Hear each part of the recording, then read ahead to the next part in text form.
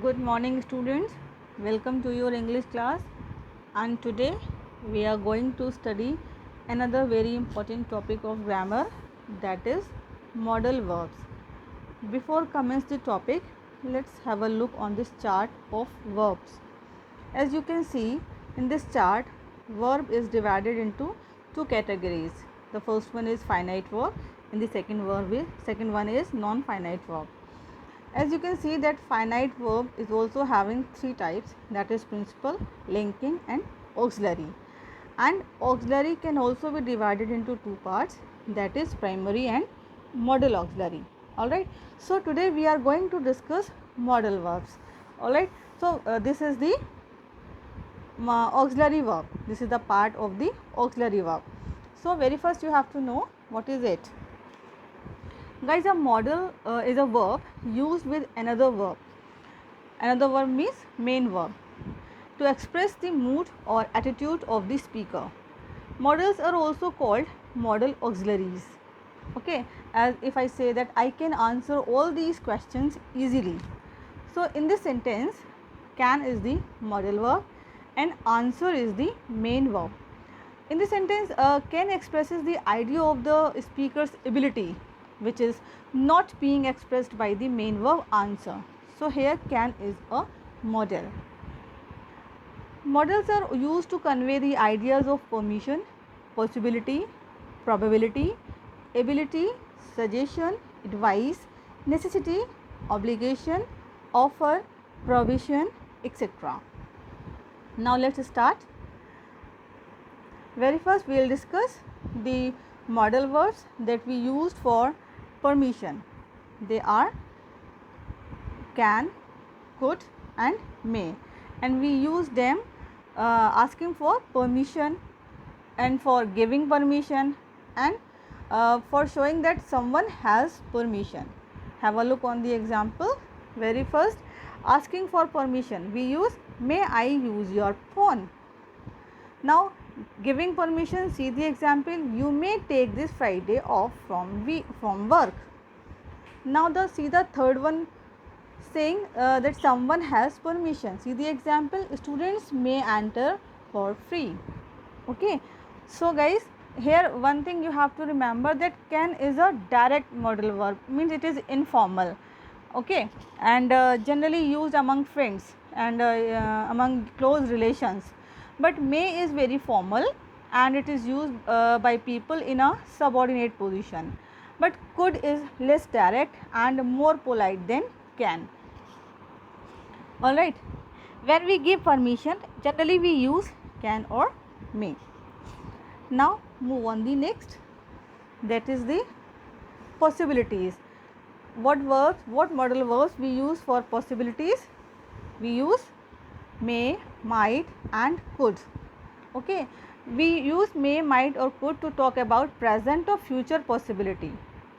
Here this thing you have to remember, that may suggest a good possibilities, means higher possibilities, and might suggest a weak possibility, means lesser possibility. Could suggest a still weaker possibilities. Alright, you can see the examples. I might study math. Another example, I may pass chemistry's exam. I may eat dinner at 8 a.m. Alright, now move on the next. Now modals of ability. Can, could and be able to. These are the modal verbs we use for ability. We use the modal verb can to talk about ability in the present. Okay, see the example, I can play the piano. He can drive. She can speak Dutch. In negative form, we say can't or cannot. Alright, see the example of it, I cannot play the tabla. Now one thing you have to remember, that be able to is a possible instead of can. Can has only two forms, present.